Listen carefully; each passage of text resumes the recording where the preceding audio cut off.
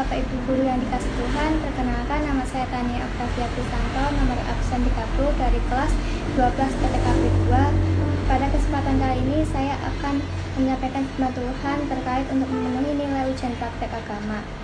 Sebelum memulai mendengarkan firman Tuhan, saya akan membawakan lagu Kaulah Harapan.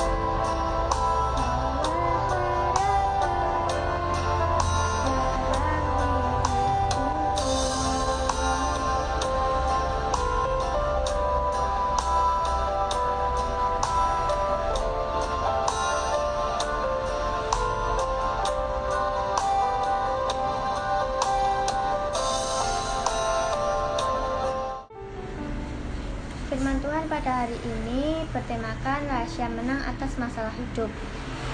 Tema tersebut diambil dari Mazmur 54 ayat 1-9. Doa dalam menghadapi musuh. Untuk pemimpin Duan, dengan permainan kecapi, nyanyian pengajaran Daud, ketika orang Zifi datang mengatakan kepada Saul, Daud bersembunyi kepada kami. Ya Allah, selamatkanlah aku karena namamu, berilah keadilan kepadamu karena keperkasaanmu. Ya Allah, dengarkanlah doaku, berilah telinga kepada ucapan mulutku, sebab orang-orang yang angkuh bangkit menyerang aku, orang-orang yang sombong ingin menyapu-nyawaku, mereka tidak akan mempedulikan Allah. Sesungguhnya Allah adalah penolongku, Tuhanlah yang menopang aku. Biarlah kejahatan itu berbalik kepada seteru-seteruku, binasakanlah ke mereka karena kesetiaanmu. Dengan rela hati aku akan mempersembahkan korban kepadamu. Bersyukur sebab namamu baik ya Tuhan, sebab ia melepas aku dari segala keserakan dan mataku memandangi musuhku. Salah satu ayat tersebut, yaitu ayat 9, menegaskan demikian, sebab ia melepas aku dari segala kesesakan dan mataku memandangi musuhku. Tidak ada manusia di dunia ini yang tidak pernah menghadapi masalah. Selama manusia masih hidup, maka masalah akan tetap menghampirinya. Kalau kita sudah mati, baru masalah tidak akan kita hadapi. Itu kalau kita mati di dalam Tuhan. Bisa jadi kalau kita meninggalnya di luar Tuhan, apalagi mati karena bunuh diri, maka masalah akan tetap dihadapi. Masalah yang terjadi di dunia ini ada begitu banyak. Contohnya masalah ekonomi, masalah pekerjaan, masalah pelayanan, masalah pendidikan, masalah keluarga, dan masih banyak lagi. Tidak jarang terjadi bila masalah yang melanda hidup kita, ada rasa ketakutan dan kekhawatiran, tak kelelahan akibat tekanan-tekanan yang diberikan yang mungkin menjadi terasa berat bagi kita. Banyak juga yang akhirnya menjadi panik dan tidak tahu apa yang harus dilakukan. Saat masalah melanda hidup kita, ada dua pribadi yang datang, yaitu Tuhan dan iblis. Bila Tuhan datang, Dia akan memberi kekuatan pada kita dalam menghadapi masalah-masalah.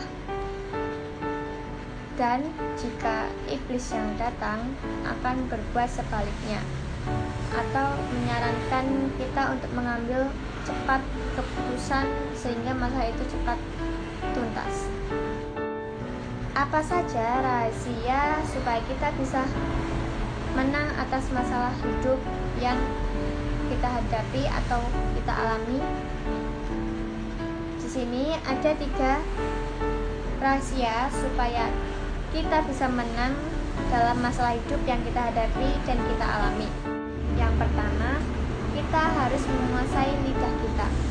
Dalam Mazmur 54 ayat 4 yang berbunyi, "Ya Allah, dengarkanlah doaku, berilah telinga kepada ucapan mulutku." Masalah yang kita hadapi seringkali membuat kita lepas kendali atau kita mengeluarkan perkataan-perkataan yang sia-sia. Kita tidak menceritakan masalah kita kepada Tuhan, namun kita menceritakannya kepada orang lain atau teman. Jika kita menceritakan kepada orang lain, kita malah tidak ditolong dan mungkin malah dipermalukan. Ceritakanlah kepada Tuhan apa masalahmu, apa yang terjadi, dan apa yang kamu rasakan dalam doa atau dalam ucapan syukur. Jagalah ucapan bibir kita untuk tidak menggerutu, mempersalahkan orang lain, diri sendiri, atau bahkan mempersalahkan Tuhan. Perkatakanlah hal-hal yang positif karena ada kuasa di dalam perkataan itu. Janganlah kita memperkatakan hal-hal yang negatif karena itulah yang akan menimpa kita.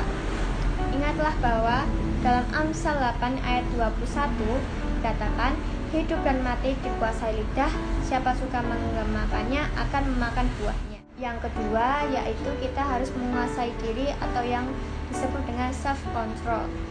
Dalam Mazmur 54 ayat 5 dituliskan, sebab orang-orang yang angkuh bangkit menyerang aku, orang-orang yang sombong ingin menyabut nyawaku, mereka tidak memperdulikan Allah. Bila masalah yang terjadi dalam hidup kita, janganlah pernah menganggap masalah itu datang dari Tuhan. Bisa jadi masalah yang terjadi dalam hidup kita itu akibat dari kesalahan kita sendiri, atau kita yang kurang hati-hati dalam melangkah, atau kurang berhikmat dalam mengambil keputusan. Mungkin juga karena dosa-dosa yang telah kita lakukan. Yang pasti yang harus senantiasa ada dalam pikiran kita adalah bahwa apapun yang terjadi dalam kehidupan kita sebagai orang-orang yang percaya, semuanya untuk mendatangkan kebaikan bagi kita. Masalah yang terjadi juga juga Tuhan izinkan untuk mempersiapkan kita menjadi tingkat kehidupan yang lebih baik lagi. Yang ketiga, kita harus menjaga hati kita. Dalam Amsal 4 ayat 23 menegaskan, jagalah hatimu dengan segala kewaspadaan, karena disitulah terpancar kehidupan. Mengapa kita perlu menjaga hati? Karena hatilah yang akan mempengaruhi apa yang kita perkatakan dan tindakan apa yang kita lakukan. Kalau hati kita baik, tetap bersukacita dan mengucap syukur, maka itulah yang akan mempengaruhi perkataan dan tindakan kita. Penuhilah hati kita dengan rasa ucapan syukur, karena hanya itulah yang dapat kita lakukan. Penuhi hati kita dengan rasa keyakinan dan iman bahwa dalam kondisi apapun, Tuhan tidak pernah meninggalkan kita. Percayalah juga bahwa Tuhan tidak pernah merencanakan hal yang jahat terjadi dalam hidup kita. Dalam Korintus 10 ayat 13 dituliskan, pencobaan-pencobaan yang kamu alami ialah percobaan-percobaan biasa yang tidak melebihi kekuatan manusia, sebab Allah setia dan karena itu Ia tidak akan membiarkan kamu dicobai melampaui kekuatanmu. Pada waktu kamu dicobai, Ia akan memberikan kepadamu jalan keluar sehingga kamu tidak dapat menanggungnya.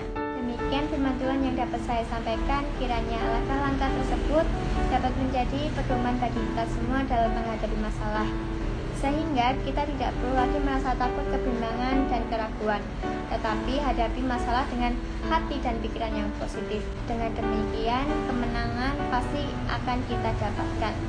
Amin.